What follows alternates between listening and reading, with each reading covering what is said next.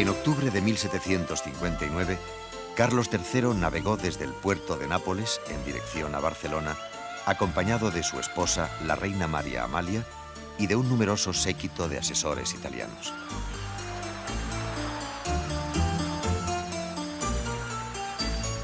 El rey venía confiado y lleno de seguridad, al venir asistido por una gran parte de su corte. Faltaban pocas jornadas para que se convirtiera en el nuevo soberano de España, después de haber gobernado con eficacia durante 25 años el Reino de Nápoles.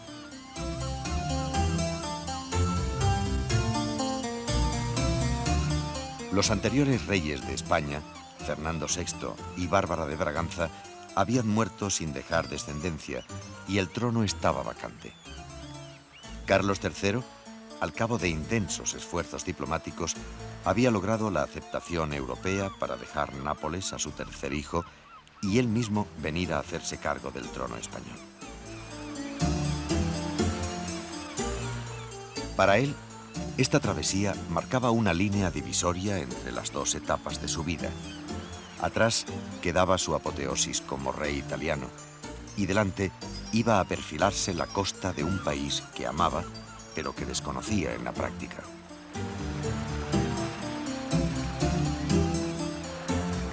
A su llegada a Barcelona, el día 17 de octubre, Carlos III intentaría un rápido acercamiento a los poderes locales con la condonación de la deuda ante la hacienda pública, que sin duda fue un primer paso importante para ganarse la confianza de los catalanes. 50 años antes, Felipe V, el padre de Carlos III, había ocupado Barcelona y suprimido la legendaria institución de la Generalidad. El nuevo rey, en cambio, haría constantes esfuerzos para favorecer el Principado, como la libertad de comercio con América que promulgaría años más tarde. Una especial sensibilidad de Carlos III hacia los temas nacionalistas, sin duda una virtud aprendida en Italia, se proyectaría a lo largo de toda su gestión.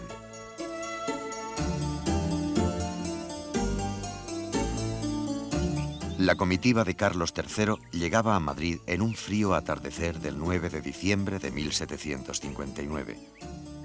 Por expreso deseo del monarca, no habría ningún recibimiento oficial, ni se informaría del lugar ni la hora del acontecimiento.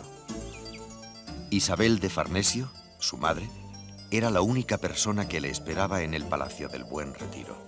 Ella había influido notablemente en su vida afectiva, cultural y política. Durante 28 años, el soberano y su madre habían mantenido una fluida y cariñosa correspondencia, adornada con envíos de cuadros encargados por Carlos III para ilustrar su vida como rey de Nápoles. Acompañado de una escolta de vanguardia, el rey entró en el recinto del Palacio del Buen Retiro por una puerta secundaria. Entre las clases privilegiadas, este sigilo provocó una reacción de miedo. La aristocracia sintió que algo nuevo y nada bueno para ella iba a ocurrir. Para Carlos III, este era un momento dominado por los recuerdos de infancia. Entró en el patio de palacio con la sensación de estar regresando a otra época, casi 30 años atrás. Le pareció que todo el edificio era mucho más pequeño de lo que creía recordar. Observó detalles y cosas del palacio que había olvidado y se dirigió hacia las habitaciones de su madre con una sensación de gran perplejidad. Era el encuentro esperado durante tantos años. Por fin, madre e hijo volvían a recuperar la imagen del recuerdo.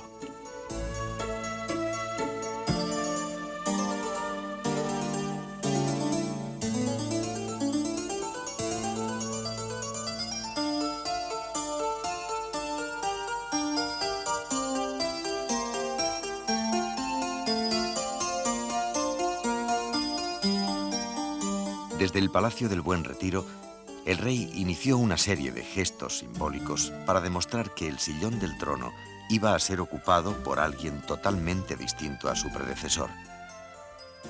Los demás puestos vacíos, dejados por la corte anterior, también iban a ser llenados con personajes enteramente nuevos. Despidió al pintor Corrado Giaquinto, que estaba decorando algunas bóvedas del nuevo Palacio Real.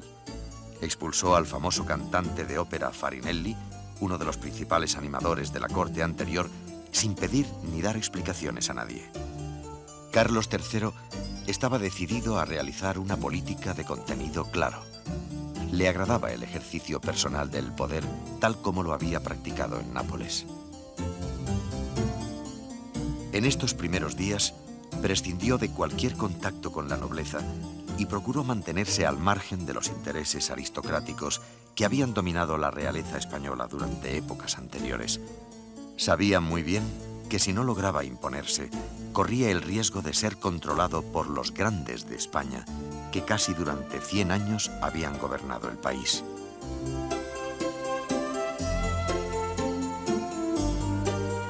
Otra de sus primeras actitudes simbólicas fue declararse contrario a algunos detalles del nuevo Palacio Real, que aún estaba inconcluso. Descontento con la colección de estatuas de reyes que había en la cornisa, Carlos III ordenó que la mayoría fuese bajada en el acto.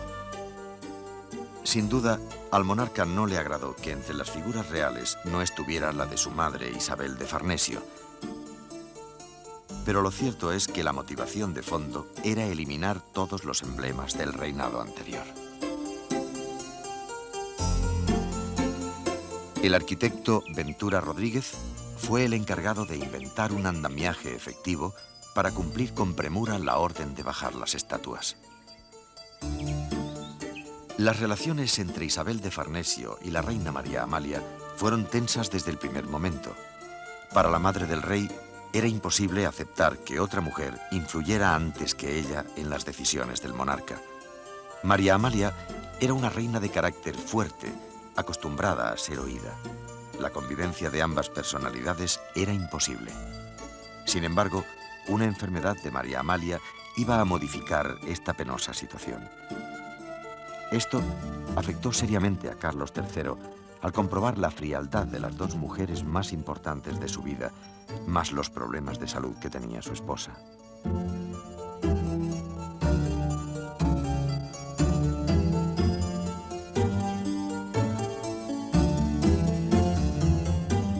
Durante estos primeros tiempos, Carlos III fue sentando las bases de un estilo de mando distinto.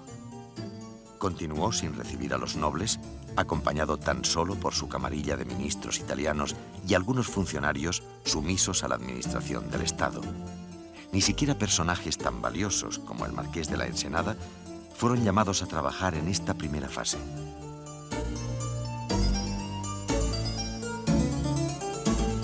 Carlos III iniciaría su larga gestión sin reclutar a los viejos colaboradores del Estado y tampoco sin contar para nada con las grandes familias y fortunas del momento.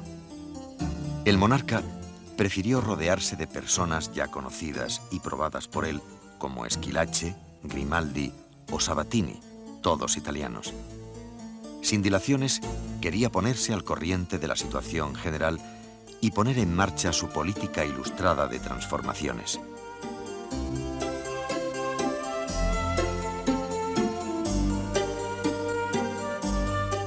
En el terreno personal, su preocupación creciente era la enfermedad de su esposa, que desde su llegada a Madrid no había hecho más que agravarse. María Amalia siempre había sido una compañía insustituible y ahora la necesitaba más que nunca en estos primeros momentos de toma de contacto con un aparato de gobierno todavía ajeno a él. La posible desaparición de su esposa le llenaba de inquietud, porque en ella había basado su estabilidad afectiva y gran parte de sus decisiones políticas. Se preguntaba por el negro futuro que le esperaba si la reina muriese.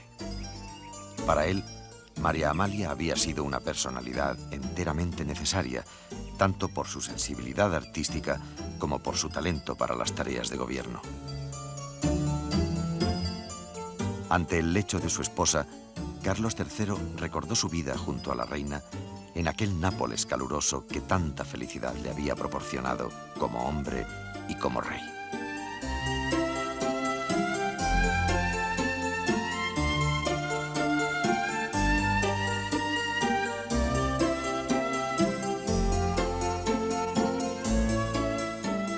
Evocó aquellos largos momentos con María Amalia en Caserta o Capodimonte, cerca de sus hijos, donde se había producido para ambos aquella síntesis entre vida afectiva y apogeo político.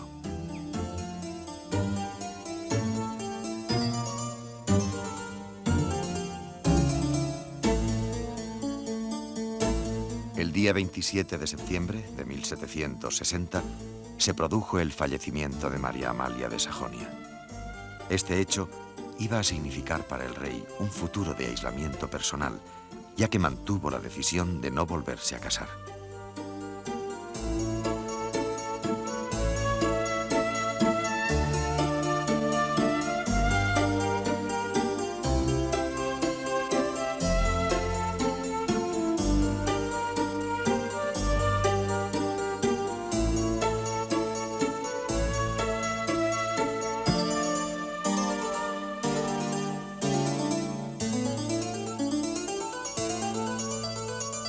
Sin María Amalia, la capital del reino, Madrid, sería una ciudad triste, sin aquellas espectaculares fiestas del anterior reinado de Fernando VI y Bárbara de Braganza. Los teatros se vieron desprovistos del apoyo del monarca y la ópera desapareció de la corte en el momento que alcanzaba su cenit en otras capitales.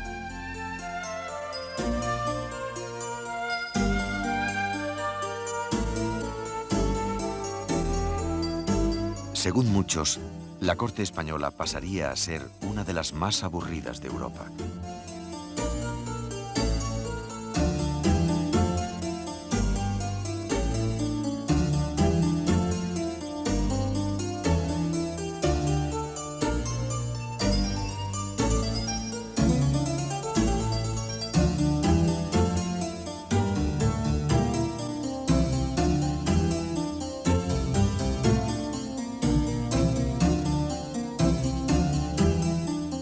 El rey se sumió en una profunda experiencia de piedad religiosa que le conduciría a establecer una rígida moral en palacio sin parangón con ninguna otra nación de la Europa del siglo de las luces.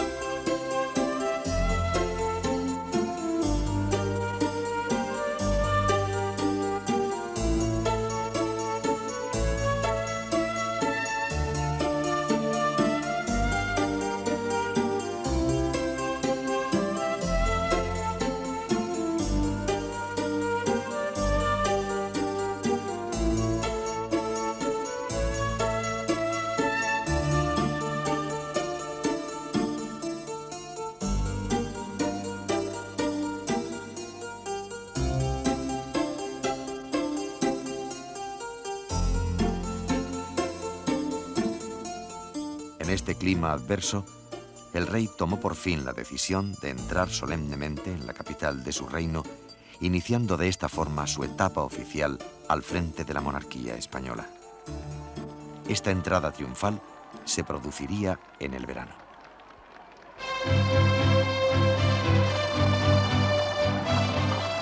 Fue el arquitecto madrileño Ventura Rodríguez quien dibujó los arcos triunfales y templetes clasicistas de estuco y madera que sirvieron para convertir la ciudad en un brillante escenario.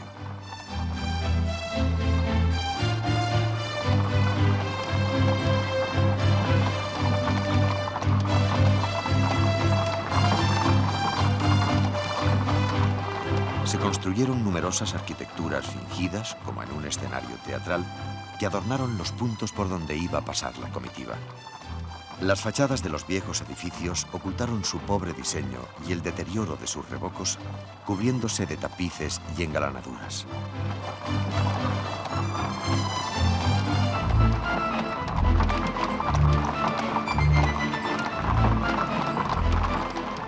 La Plaza Mayor se cerró con balcones en las calles normalmente abiertas, configurando un espacio unitario que sería el precedente de la actual plaza reformada por Juan de Villanueva.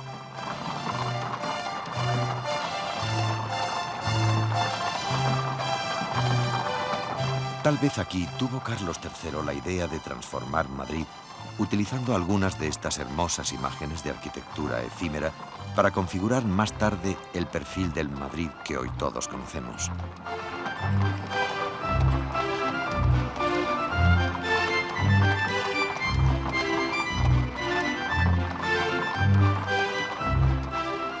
Con este acontecimiento tan espectacular, el pueblo de Madrid dio la bienvenida oficial al primer monarca de la Ilustración que pasaría a gobernar los destinos de España.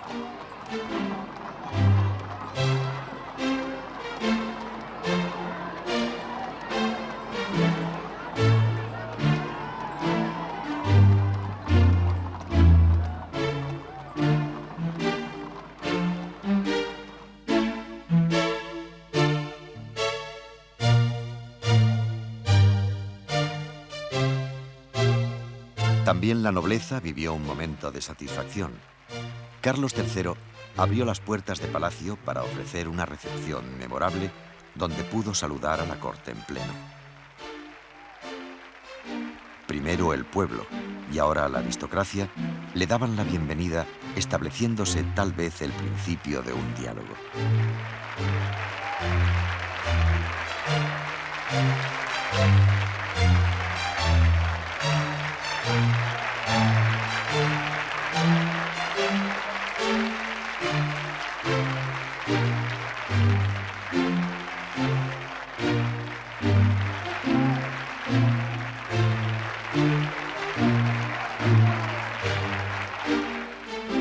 En el transcurso de la jornada, los principales nobles de la corte tuvieron la oportunidad de acercarse al nuevo monarca, aunque la actitud distante y desconfiada de Carlos III pronto desilusionó a los más optimistas. Esta falta de comunicación entre el trono y la nobleza, que poseía la riqueza del país, condujo más tarde a una falta de sincronía entre las decisiones reales encaminadas a la modernización de España y su puesta en práctica, siempre ralentizada por el freno deliberado de las fuerzas más conservadoras.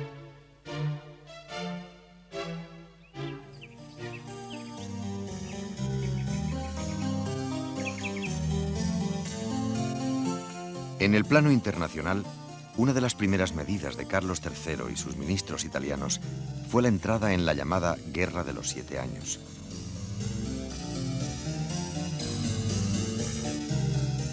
En este conflicto había dos grandes bandos. Inglaterra y Prusia luchaban contra Francia y Austria.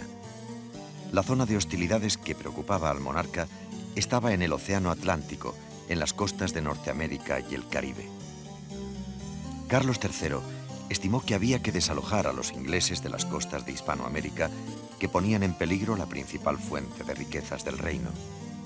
En realidad, Inglaterra, con una flota más moderna y mejor equipada, estaba minando la base del Imperio español al amenazar las rutas y posesiones de España en ultramar.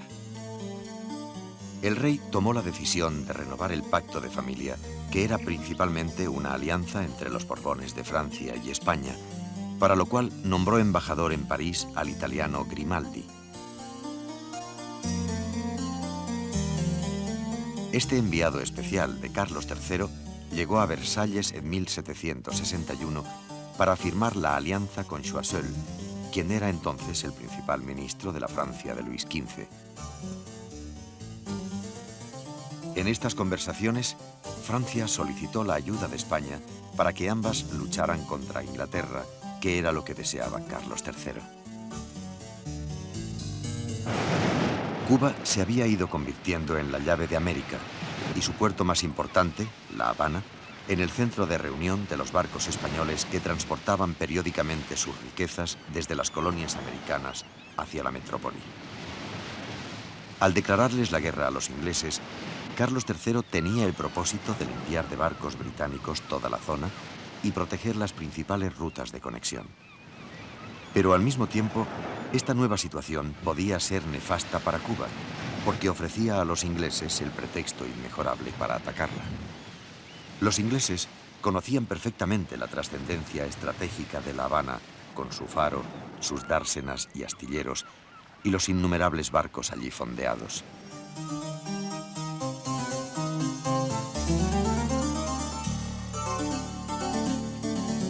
En materia interna, Carlos III ordenó a sus principales asesores que le preparasen un plan para mejorar los servicios de la ciudad.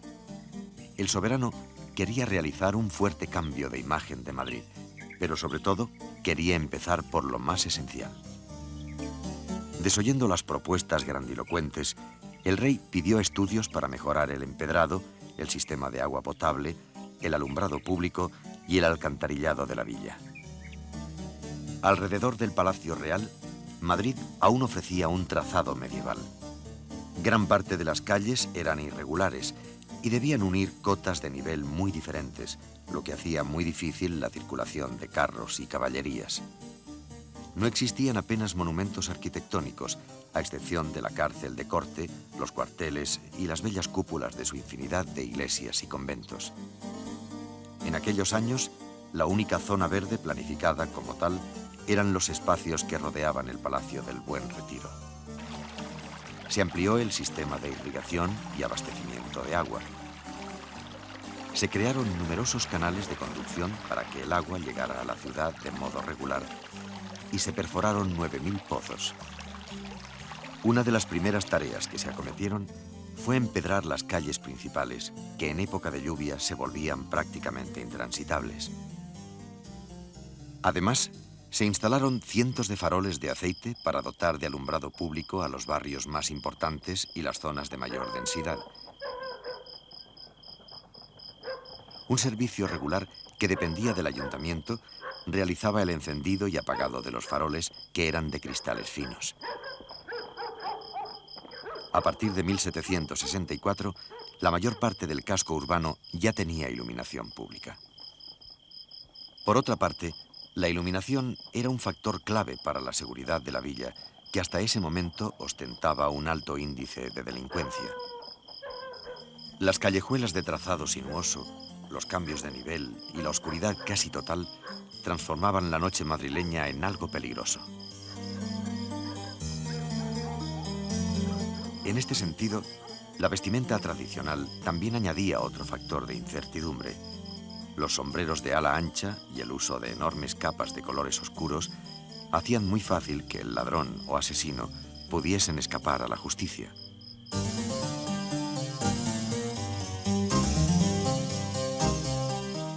Así lo comprendió Carlos III, que ordenó por decreto el cambio en la forma de vestir. A partir de entonces, las capas de los embozados y los sombreros de ala ancha serían reemplazados por la casaca, la capa corta y el tricornio.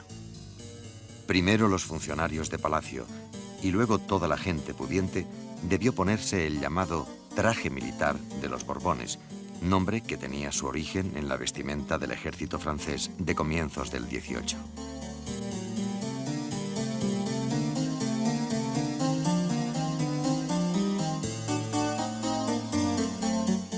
Sin detenerse a analizar si estos decretos eran populares o no, el rey continuó adelante. Entre sus proyectos futuros destacaban sus planes para incrementar la producción agrícola. Gracias a la desaparición de la peste, Europa estaba duplicando su población y España llegó a superar los 8 millones de habitantes. Por lo tanto, según el rey, había que multiplicar la superficie roturada y aumentar la producción de cultivos en todo el país. En esta España de grandes atrasos, la agricultura era la principal actividad.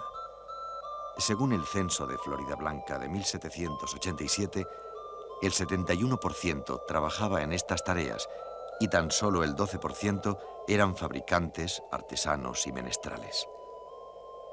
Las clases más necesitadas constituían la inmensa mayoría de la población y había 150.000 mendigos declarados. En cambio, una reducida nobleza, conjuntamente con la Iglesia y la familia real, poseían un altísimo porcentaje de la tierra cultivable y ejercían el poder judicial y administrativo, nombrando alcaldes, corregidores, jueces y escribanos. Esta era la imagen ideal del campo que poseía Carlos III. Pastores, labriegos, reses de todo tipo aparecían en un espacio idílico dignificado por las ideas de Rousseau, el filósofo francés que proclamaba el retorno a la vida sencilla. Estos planteamientos idealistas se tradujeron en la búsqueda más o menos eficaz de algunas soluciones. Para obtener una mayor cantidad de abono animal, se pensó en aumentar el ganado de establo y al mismo tiempo incrementar la producción de leche y carne. El conjunto de la ganadería transhumante ascendió a 3,5 millones, una cifra notable para la época. Campomanes, que era fiscal del Consejo de Castilla y un estrecho colaborador de Carlos III, promulgó una ley que pasaría a la historia como el gran intento de conseguir para España una economía liberal. Campomanes estableció la libertad de comercio del trigo para alcanzar varias metas al mismo tiempo, como eran la subida del precio, mejorar los beneficios para los campesinos, aumentar la producción y obtener la estabilización del mercado. Sin embargo, los planes de Campomanes chocaron contra todo tipo de dificultades y lo único que se consiguió fue una vertiginosa subida del pan que causó un malestar generalizado.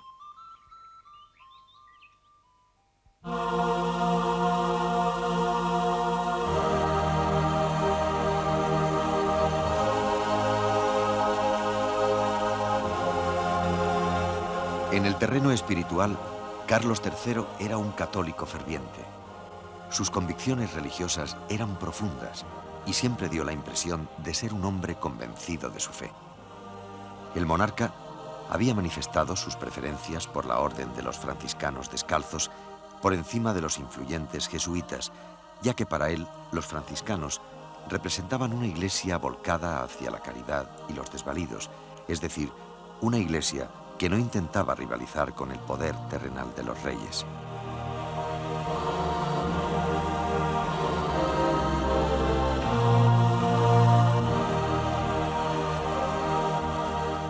En realidad, la Iglesia, en su conjunto, sentía una gran inquietud ante la nueva política ilustrada que apoyaba la actividad civil y científica frente a las funciones de contemplación y rezo. Además, algunos colaboradores muy cercanos al rey querían limpiar la religión de impurezas y supersticiones, y en estos años fueron suprimidos los autos sacramentales y bailes de los templos, así como los empalados y gigantones de las procesiones.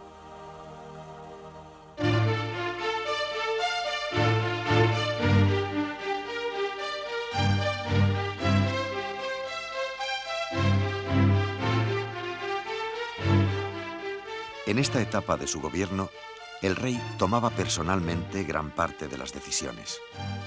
Había configurado un equipo de colaboradores eficaces que seguían con rigor sus órdenes bajo un estilo de mando centralizado donde no había espacio para la polémica, sino para acatar al pie de la letra las iniciativas reformadoras del monarca.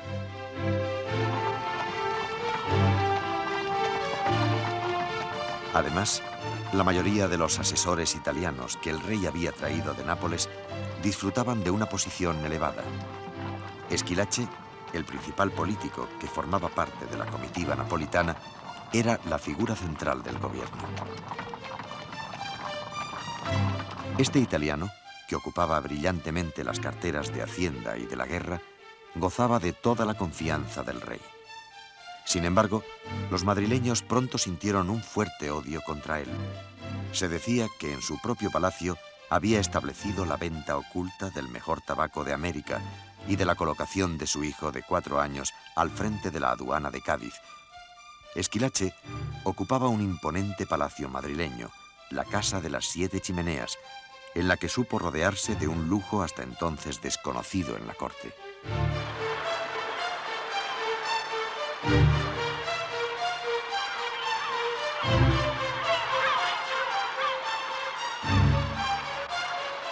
En marzo de 1762, los ingleses entraron victoriosos en la capital de la isla de Cuba. En esta contienda, españoles y franceses luchaban contra los británicos para obtener la hegemonía del Océano Atlántico. Era la Guerra de los 7 años.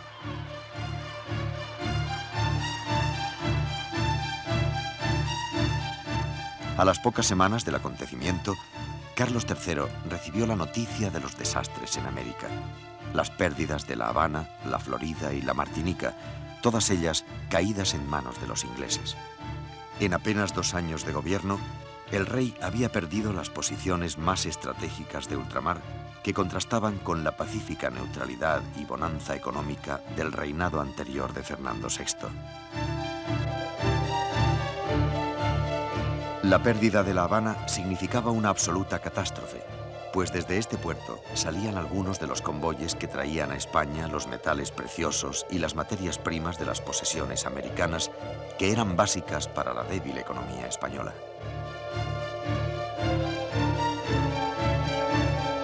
La Guerra de los 7 Años tuvo consecuencias nefastas para toda Europa. Desde 1756 hasta 1763, habían muerto más de 1 millón de europeos, tanto en las batallas de tierra firme como en la guerra naval. La situación económica posterior afectaría muy especialmente a España, que había perdido en 2 años las reservas de oro acumuladas con tanto tesón por los ministros de Fernando VI.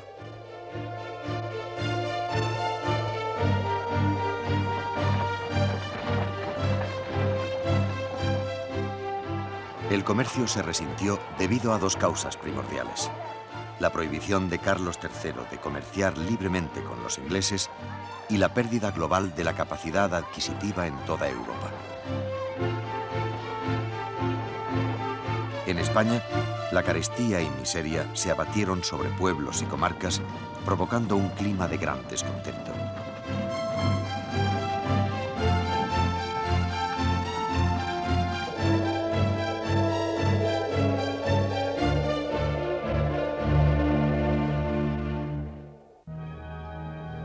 Al comenzar la Semana Santa de 1766, todos los factores para una sublevación contra Carlos III estaban dados.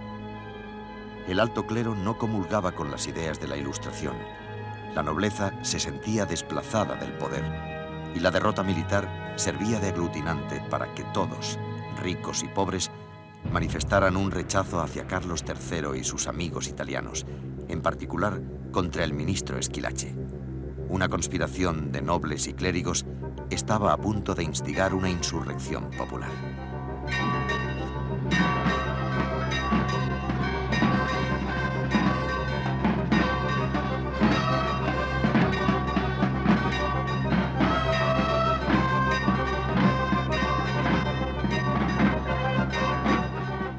El 23 de marzo de 1766, Domingo de Ramos, después de una señal convenida, un grupo se dirigió hacia la residencia del ministro Schillaci con ánimo de asaltarla.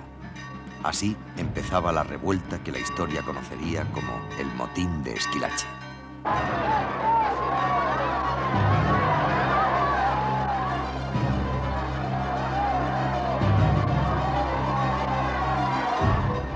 Más tarde, una multitud se reunió cerca del Palacio Real y exigió con gritos la presencia del rey en los balcones. Al día siguiente, también sin éxito, hubo un nuevo intento de acceder al interior del palacio.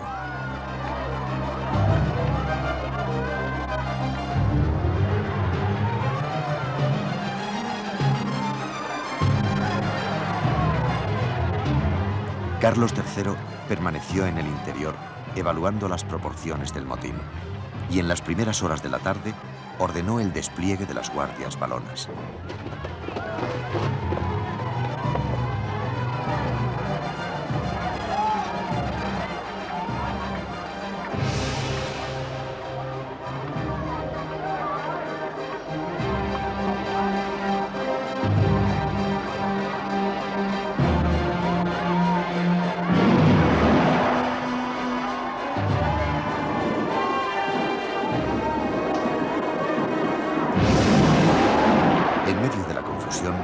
Un sacerdote franciscano consiguió hablar con Carlos III para presentarle un documento con las peticiones populares. El rey dio la impresión de acceder, pero ordenó inmediatamente a sus criados organizar la salida por la puerta secreta del palacio en dirección a Aranjuez.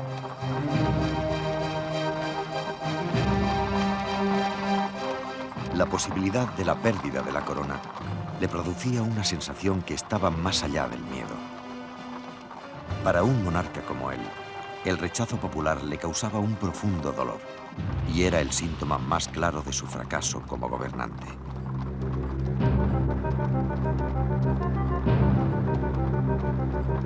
Por su parte, las peticiones de los amotinados eran simples y concluyentes. Primero, querían el destierro de Esquilache y su familia. Segundo, no querían más ministros extranjeros. Tercero, exigían la salida de Madrid de las guardias valonas.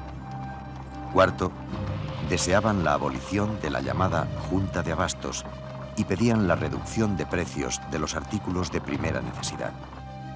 Quinto, querían que el rey se comprometiera públicamente a firmar este documento en la Plaza Mayor. Es decir, estas peticiones exigían una capitulación del poder real.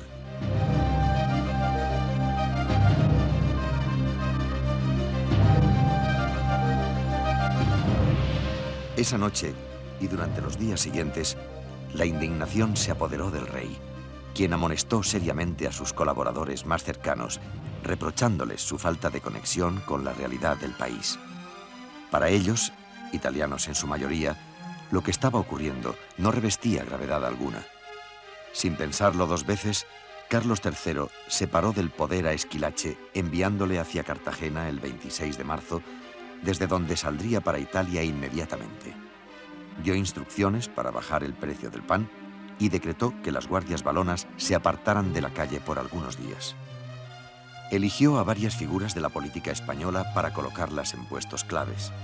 Aranda, un militar de prestigio, pasó a presidir el Consejo de Castilla, secundado por Campomanes, Floridablanca, Múzquiz y Muniain. Aranda controló con fuerza el levantamiento que se había extendido rápidamente a las principales ciudades. Mucha gente abandonó sus hogares en medio de los disturbios que eran sofocados por las tropas que estaban bajo el control del Consejo de Castilla.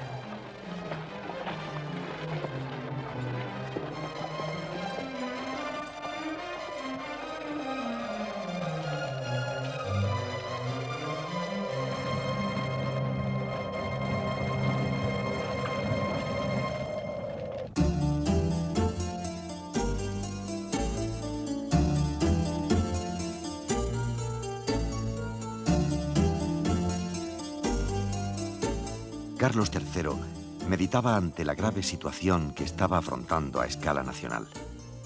Como militar de sentimiento, deseaba continuar aplastando la revuelta, pero como político hábil y paciente, sabía que el resplandor del fuego siempre termina apagándose. De todos modos, para él, ya nada volvería a ser como antes.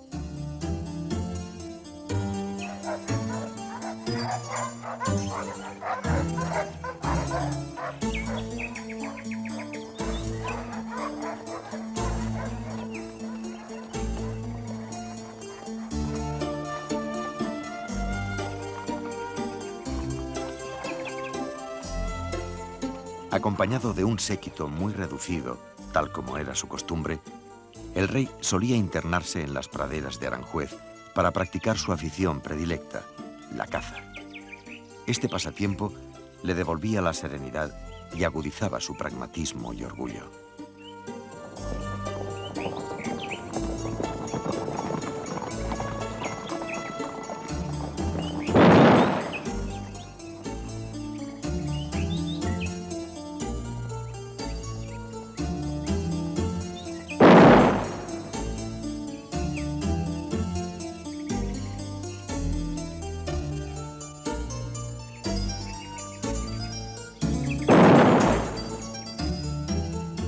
Tal vez aquí llegó a la conclusión de que el problema principal de la crisis no eran sus ministros extranjeros, sino la cuestión de la representatividad popular.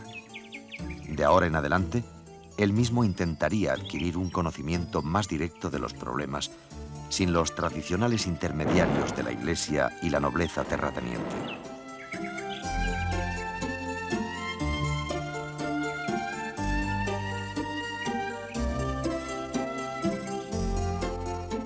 Asimismo, poco a poco iniciaría una política de acercamiento hacia los principales hombres de la Ilustración española, con el fin de elegir entre ellos a sus futuros ministros, en lugar de los colaboradores italianos que él mismo había traído de Nápoles. Al mismo tiempo, seguiría trabajando para consolidar un ejército permanente en la tradición borbónica implantada en España por su padre.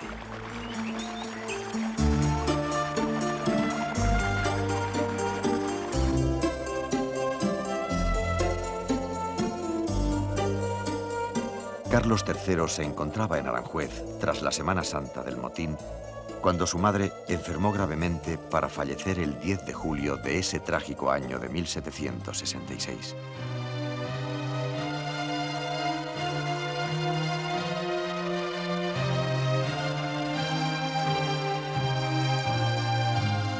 En los funerales de Isabel de Farnesio, también tuvo claro que no retrocedería frente a la intromisión de la Iglesia en los asuntos terrenales.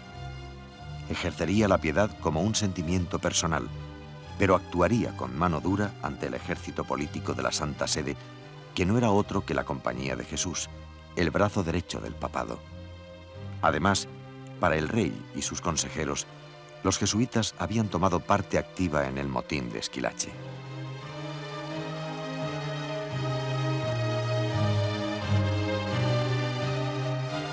El 27 de febrero de 1767, Carlos III promulgó el Real Decreto de expulsión de los jesuitas de España y de los dominios de las colonias. El decreto había sido preparado por Campomanes, Roda y Aranda, y para mantenerlo en el más completo secreto, había sido impreso por niños de corta edad para que no pudiesen entender el complicado lenguaje jurídico que allí se utilizaba, a fin de que nadie se enterara de su contenido antes de tiempo.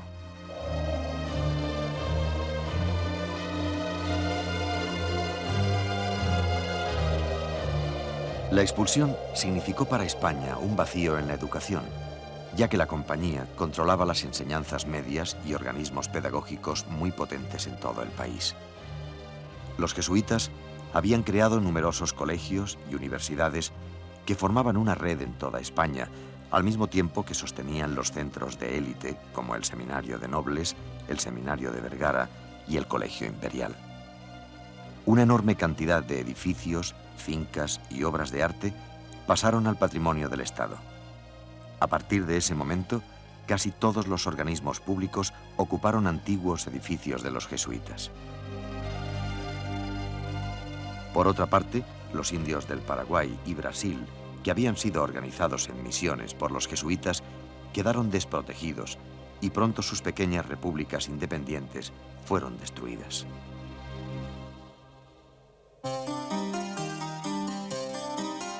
A partir de 1764, el rey se dispuso a poner en práctica un vasto programa de modernización nacional. Carlos III fue un resuelto impulsor de las sociedades económicas de amigos del país, cuya finalidad era promover el desarrollo económico y cultural. En cada municipio español, por pequeño que fuese, se habían formado tertulias que serían el origen de las sociedades y que el rey ordenó que se les brindase el máximo apoyo. En un principio, las sociedades fueron asociaciones de nobles y del clero más culto, con escasa o nula presencia de las clases medias o bajas. La primera sociedad fue la Vascongada. Sus miembros fueron conocidos como los Caballeritos de Azpeitia, con un cierto tono de burla, normal en una nación como la española, poco acostumbrada al trabajo científico. Los proyectos se dirigieron al estudio de la producción agrícola, sobre las nuevas semillas y métodos de cultivo. La maquinaria que llegaba de Francia fue estudiada para conocer su estructura y desarrollar líneas de investigación tecnológica.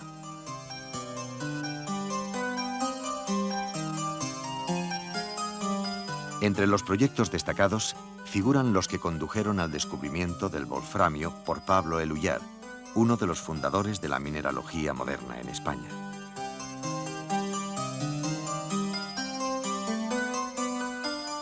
Parecía que todo mejoraba.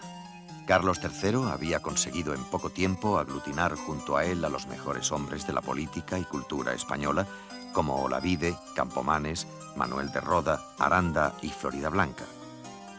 En el terreno militar, tras el desastre de la Guerra de los 7 años, se pudieron recuperar los puertos de La Habana y Manila en la llamada Paz de Versalles.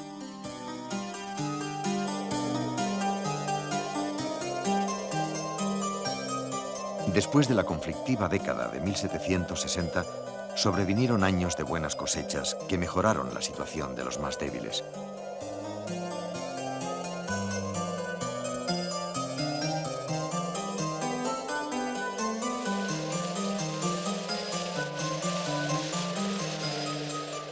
Alrededor de 1767, Carlos III ordenó la construcción de las llamadas nuevas ciudades en Andalucía, con colonos venidos de Alemania para establecer las bases de una nueva agricultura.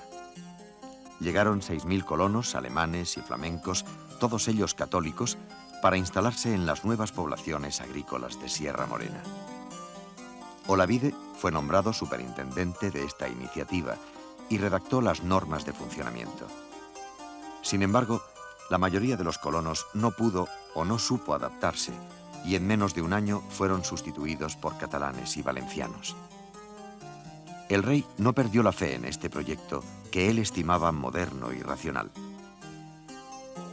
Por ejemplo, los nuevos pueblos como la Carolina o la Carlota estaban más cerca de las tierras de cultivo para hacer rentable el trabajo agrícola. Eran pueblos de trazado geométrico con calles rectas y que ofrecían un aspecto militar. Además, estaba prohibido tanto la fragmentación como la concentración de la tierra. En el terreno de las obras públicas, Carlos III puso en marcha un plan para mejorar las vías de comunicación.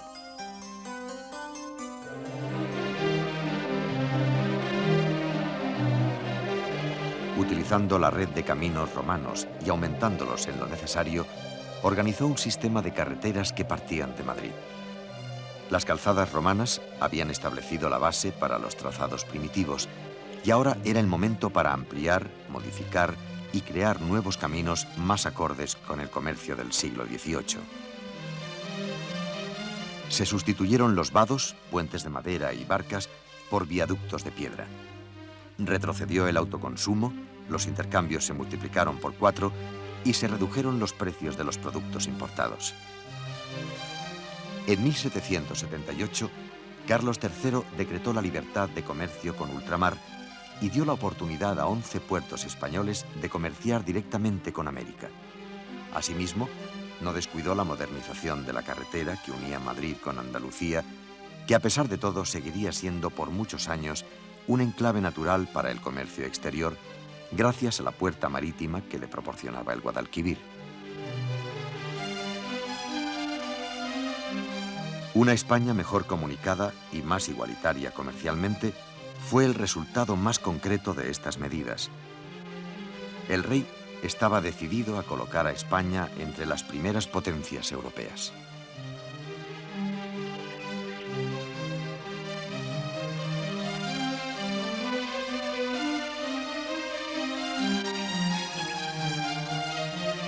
En sus relaciones con el arte y la arquitectura, Carlos III emprendió durante estos años varias obras significativas. Decidió terminar las obras del Palacio Real y ampliar el ala correspondiente a la calle Bailén. En realidad, el edificio estaba prácticamente terminado, a falta de la escalera principal y la decoración de las salas interiores. Para esto último, hizo venir desde Venecia a Giovanni Battista Tiepolo, el mejor pintor de su tiempo en el arte al fresco, quien decoró varias bóvedas, una de las cuales es el Triunfo de España en el Salón del Trono.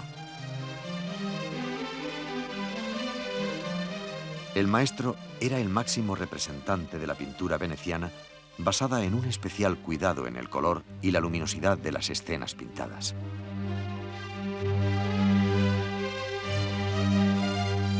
Además, Tiepolo decoró la bóveda del Salón de Alabarderos, satisfaciendo plenamente a Carlos III y a cuantos pudieron admirar estas obras en su tiempo.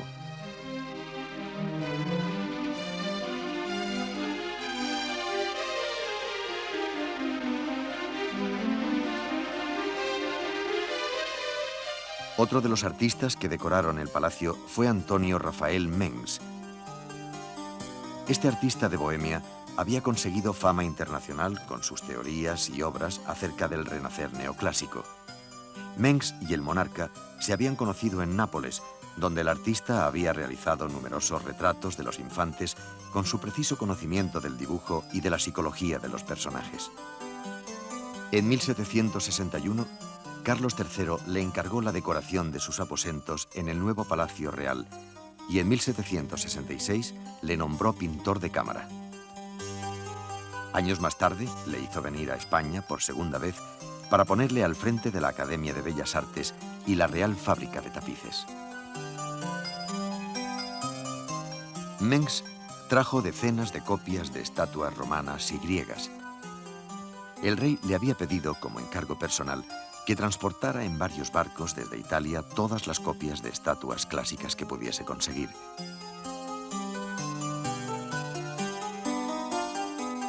Mengs logró hacerse con una fabulosa colección de copias en escayola que ocupaba 120 cajas y que fue desembarcada en Alicante. La idea era transformar la enseñanza de la Real Academia de Bellas Artes en un nuevo espacio dedicado al clasicismo para contrarrestar la influencia del barroco estancado en la imaginería religiosa del arte español.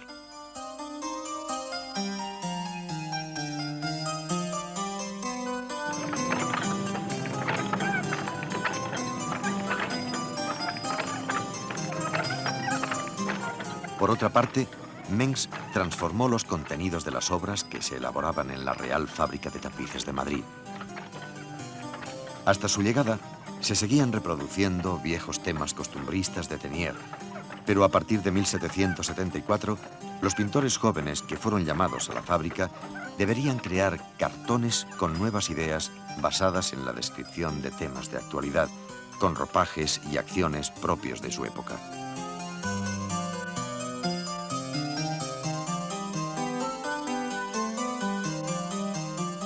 Fue en este ambiente donde se descubrió el talento de Goya.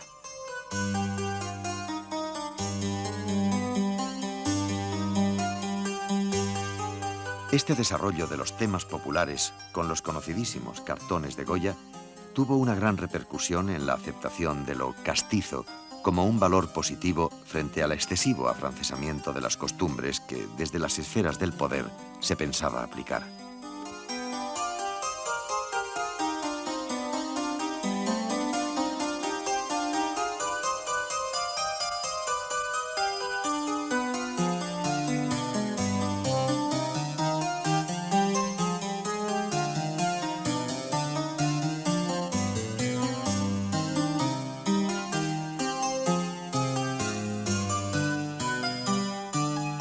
Obsesionado por los detalles, preocupado por la conservación perfecta de sus obras de arte, Carlos III acometió importantes reformas en los palacios de Aranjuez y El Pardo, adecuándolos al estilo francés y a las necesidades de su gobierno. En 1778 estaba a punto de finalizar una de sus obras más importantes para la capital, la puerta principal de la ciudad. Este proyecto, ganado en concurso por el arquitecto siciliano Francisco Sabatini, era en realidad una puerta simbólica que sirviera de entrada a la corte de España. Con esta obra, verdadero emblema de su reinado, Carlos III entraría en otro periodo de su larga vida de gobernante.